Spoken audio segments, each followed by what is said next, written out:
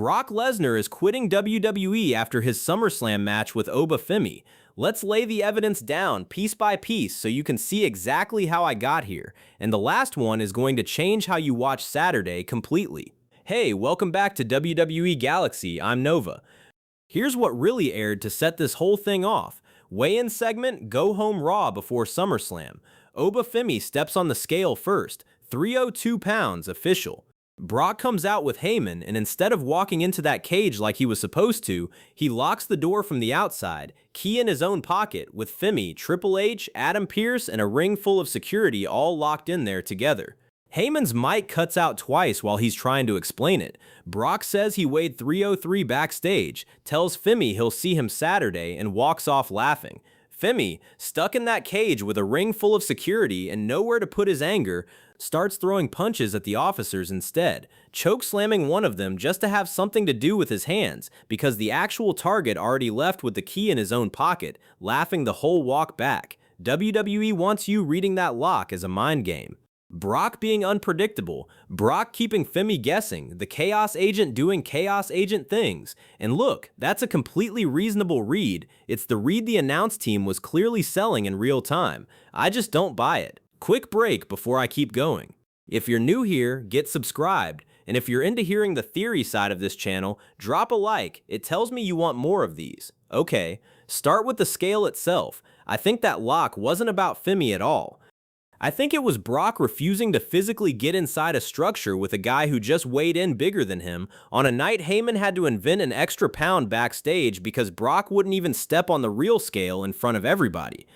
And 303 is a number Heyman said out loud, not a number anybody actually saw. Nobody watched it happen. There's no readout, no camera on an actual scale, just Paul Heyman's word backstage, and Paul Heyman has spent 30 years being paid to make you believe things that aren't quite true. You don't dodge the actual scale if you're trying to look bigger than a guy. You dodge it if the real number is a little too close to his for comfort, or worse, a little under it. Heyman spent 30 years making numbers sound bigger than they are for a living. This is the first time in a while I've watched him do it and actually wondered why he needed to, but the part that actually gets me is Heyman. I think he's playing a much longer game than a Saturday night match here. Heyman doesn't do anything on live television by accident, not after this many years standing next to this many main eventers. My theory is that Heyman told Brock to lock that door and walk, on purpose, specifically to put refuse to enter the agreed structure on tape, in front of a live audience, with WWE's own cameras rolling, on a show WWE itself produced and owns every second of.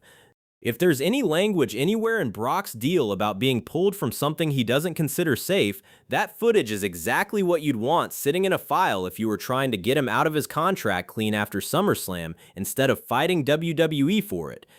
Heyman's entire promo was built around the word dangerous. Not exciting, not unpredictable, dangerous. That's not a wrestling word, that's a legal word, and I don't think Heyman picked it by accident.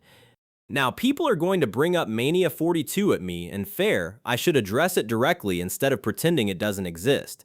Femi did beat Brock there. Brock did leave his gloves in the ring like he was done. And yes, Brock came back and beat him clean at Clash in Italy a few months later. So on paper, this is a 1-on-1 rivalry, not some one-sided nightmare. But watch how Brock's actually carried himself since that win. He hasn't been the same loud, chaotic presence he used to be, the guy who used to walk to the ring like the building owed him something and he was there to collect. My read is that beating Femi once didn't undo whatever Mania actually did to him psychologically. A win gets you the record back.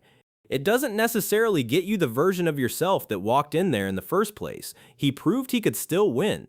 I don't think he proved to himself he wasn't scared anymore, and locking a door instead of walking through it isn't exactly the move of a guy who's fully over it. There's real history behind this next part too, even if where I take it is still just a theory. When Steve Austin walked out in 2002, mid-tour, over a creative decision he didn't agree with, WWE buried him on television for months as punishment.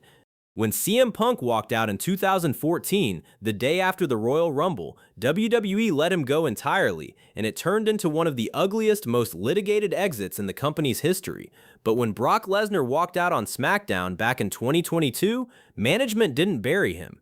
They waited him out quietly without burying him once and brought him back entirely on his own terms. Brock knows that history better than anyone because he's the one who lived the version of it that actually worked.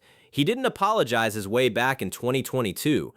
He didn't do a media tour explaining himself, no sit-down interview clearing the air. He just disappeared for a stretch, let the silence do the talking, and WWE went and found him instead of the other way around. Nobody else on this roster gets to leave and let WWE do the chasing. Brock does.